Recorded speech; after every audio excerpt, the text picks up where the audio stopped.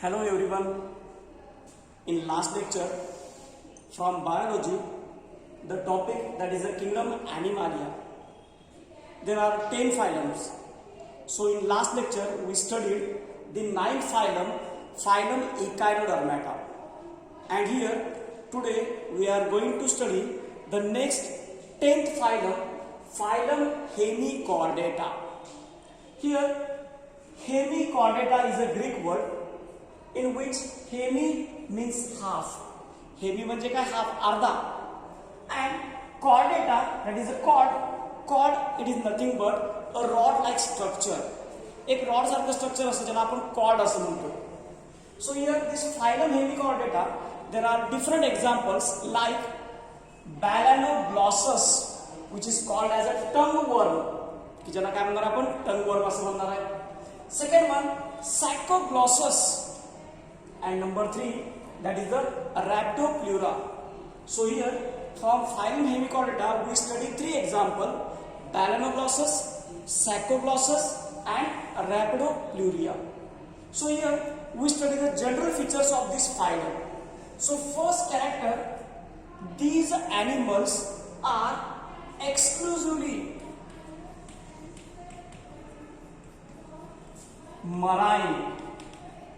म्हणजे काय, हे ॲनिमल आपल्याला फक्त आणि फक्त समुद्राच्या पाण्यात सापडणार आहे, दुसरे कुठेही आपल्याला हे आढळणारे नाही. लाईक फायलम इकाडर्मॅटा, याचा जो मागचा फायलम बघितला आपण इकाडर्मॅटा त्याच्यासारखाच हा आहे, विच आर एक्सक्लुझिव्हली मराईन, समुद्रात राहणारे प्राणी. These are present at the bottom of the sea. Bottom of sea, समुद्राच्या तळाशी सापडणार आपल्याला. These are living in a capital U-shaped burrow. So these are burrowing animal.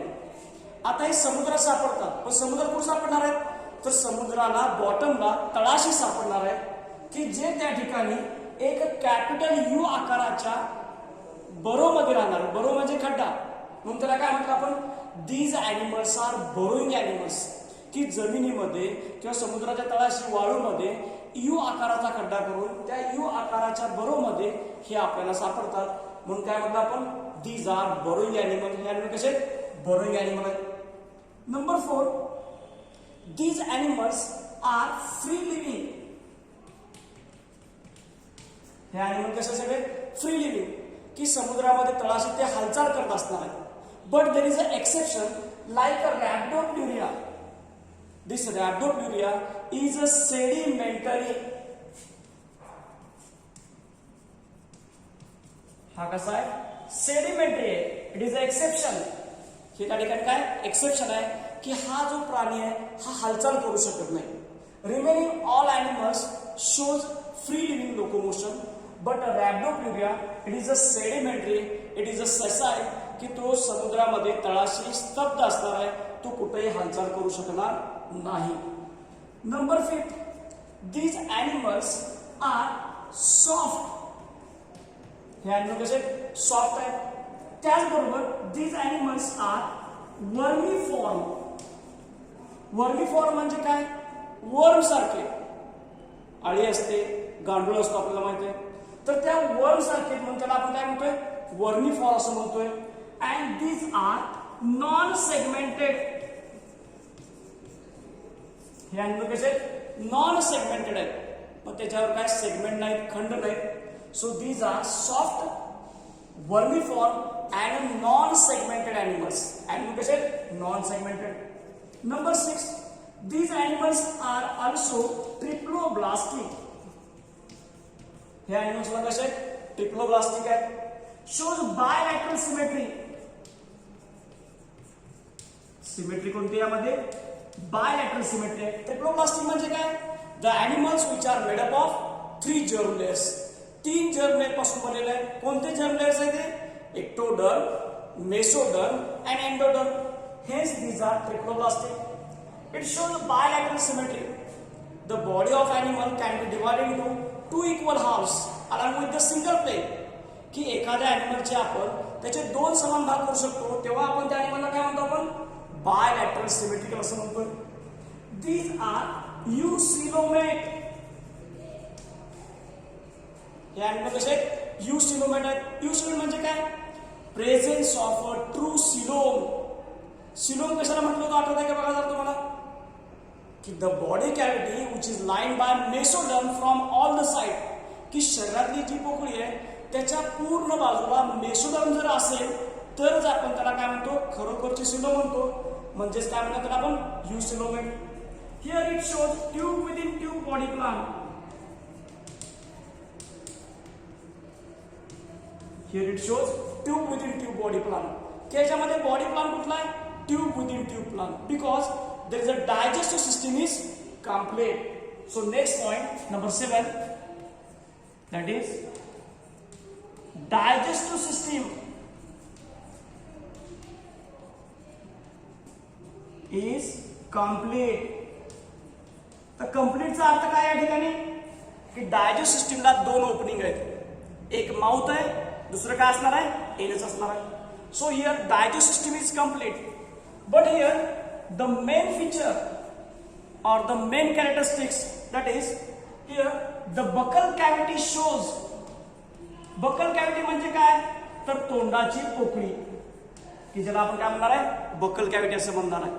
मग ह्या buccal cavity मध्ये there is a presence of a rod like buccal diverticulum. buccal diverticulum, it is a main feature of phylum Hemichordata. आपण इथं म्हणताना म्हटलं hemichordata, half rod like structure. This rod is nothing but it is a buccal diverticulum.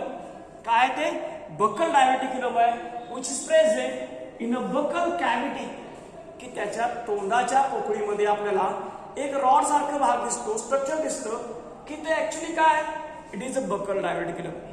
But some scientist this buccal diverticulum works as or it is called as a notochord. काही scientist काय म्हणायचं त्याला, तर notochord म्हणत होते. But actually it is not a notochord, it is buccal diverticulum. की rod सारखा structure आहे पण ती काय नोटोकॉड नाही, तर काय ते, it is a buccal diverticulum. So it is the main feature by which its name, that is a hemichordata, that is the presence of a half rod-like structure. This half rod-like structure, it is only present in the proboscis region. कशामध्ये, proboscis region मध्ये, तोंडाच्या पोकळीमध्ये, त्या ठिकाणी हे buckle diverticulum आहे. Here body is divided into 3 parts. इथं याच्या शरीराचे 3 भाग पडतात. आता हे 3 भाग कुठले आहेत बघा, या ठिकाणी डायग्राम काढतो मध्ये मी. आता हिअर इट इज प्रोबॉस्किस, याला काय म्हणतो आपण, प्रोबॉस्किस म्हणतोय. Then there is a collar like structure which is called as a collar, collar सारखा भाग आहे. Then there is a presence of trunk, it is a trunk, and at the last there is the presence of anus. तर या ठिकाणी त्याचं mouth असणार आहे ventral साइडला, आणि यामध्ये त्याचं काय असणार, ठिकाणी बकल डायव्हर्टिक्युलम असणार आहे माउथच्या पोकळीमध्ये, तोंडाच्या पोकळीमध्ये. म्हणून त्याचं कॅरेक्टरचं नाव काय, फायलमचं नाव phylum hemichordata. So body is divided into 3 part. Body is divisible into 3 parts. These are proboscis, collar and trunk. शरीराचे 3 भाग झाले याच्यामध्ये, प्रोबोस्किस आहे, कॉलर आहे, आणि त्याचबरोबर त्या ठिकाणी काय, ट्रंक आहे. Number 10, respiration is with the help of gills. तर समुद्रामध्ये राहणार आहे त्यामुळे या ठिकाणी respiration with the help of gills, त्याला कल्ले which shows presence of gill slits, की त्या ठिकाणी त्याला काय, gill slits. So respiration is with the help of gills.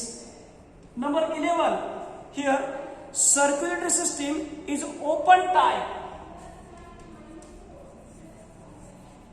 Circulation is open type, की या ठिकाणी सर्क्युलेशन आहे पण सर्क्युलेशन कसं आहे, ओपन टाइप आहे.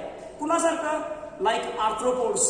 आपण फायलम आर्थ्रोपोडा बघितला की ज्या ठिकाणी कशी होती, ओपन टाइप. ओपन टाइप म्हणजे काय, blood flows through the blood sinuses, की त्या ठिकाणी त्याला ब्लड वेसल्स नाहीत, रक्त त्या ठिकाणच्या ब्लड वेसल मधनं म्हणजे आर्टरी व्हेन्स असतील किंवा त्याला आपण धमन्या शिरा म्हणतो, तर त्यातनं ते वाहत नाही, तर बॉडीच्या पोकळीमधून वाहत असतं. म्हणून सर्क्युलेशन काय म्हटलं आपण इथं, सर्क्युलेशन इज ओपन टाइप, ही सर्क्युलेशन ओपन टाइपचं. एक्सक्रीशन, उत्सर्जन म्हणतो आपण त्याला, removal of nitrogen waste product. So here excretion in this phylum Hemichordata, it is with the help of glomerulus. कैसा साइड हमारा है, glomerulus. So excretion is with the help of glomerulus. Number 13, nervous system. Nervous system is a well developed. Nervous system कसे आहे, well developed, present in the epidermis, की त्याच्या skin मध्ये दबलेली असणार.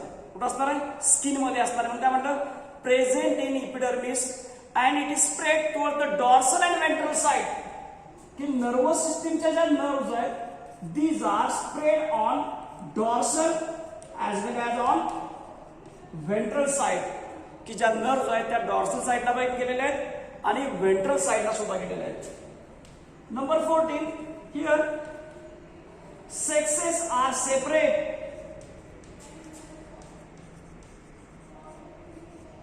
इथं सेक्सेस कसे आहेत, सेपरेट आहेत, म्हणजे मेल वेगळा आणि फिमेल वेगळा आहे. त्याला काय म्हणतो आपण, युनिसेक्शुअल असं म्हणतो. आपण काय शब्द वापरतो त्याला, unisexual. So here in this phylum hemichordata sexes are separate, but there is an exception. Some of the animals from this phylum Hemichordata, they are bisexual. That is, there is a male and female are not separate. Number 15, development is indirect. Development is indirect. की या ठिकाणी त्याची development कशी आहे, indirect आहे. Like 9th phylum, that is echinodermata. जसं आपण इकाडर्मा बघितलं होतं त्याच पद्धतीनं या हेमिकॉर्डेटामध्ये सुद्धा डेव्हलपमेंट कशी आहे, इनडायरेक्ट. इनडायरेक्ट डेव्हलपमेंट म्हणजे काय, the development in which there is a presence of larval stages, की त्याच्यामध्ये काय असतात, लार्वी तयार होतात, की एग्ज मधून डायरेक्ट त्या ठिकाणी आहे असा ऍडल्ट सारखा ऍनिमल तयार होत नाही, तर पहिल्यांदा लार्वी तयार होतात आणि त्या लार्वी पासून पुन्हा ग्रोथ होऊन ऍडल्ट तयार होतो. So that is development is indirect. So it is also important character, की या ठिकाणी डायरेक्ट डेव्हलपमेंट नाही, फक्त आणि फक्त कुठली डेव्हलपमेंट आहे, development is indirect. Number 16, here this phylum Hemichordata, it is a connecting link. It is a connecting link between non-chordata and chordata.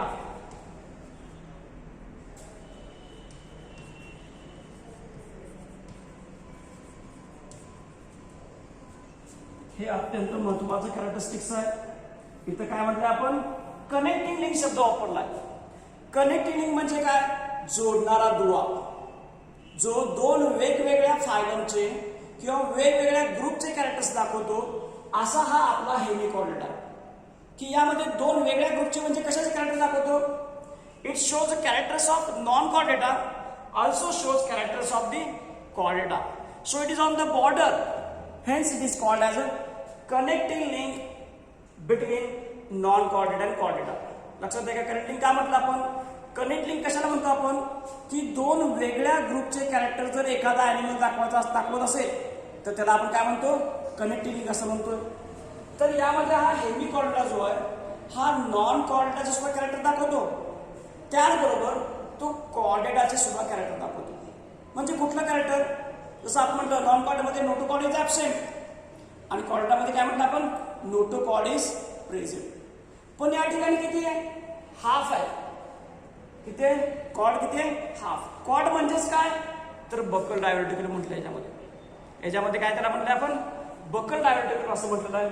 So here these are the characteristics of phylum hemichordata. लक्षात येते का? यामध्ये आपण 3 example सांगितलेले आहेत. Balanoglossus which is commonly called as a tongue worm. Commonly काय म्हणतो आपण त्याला?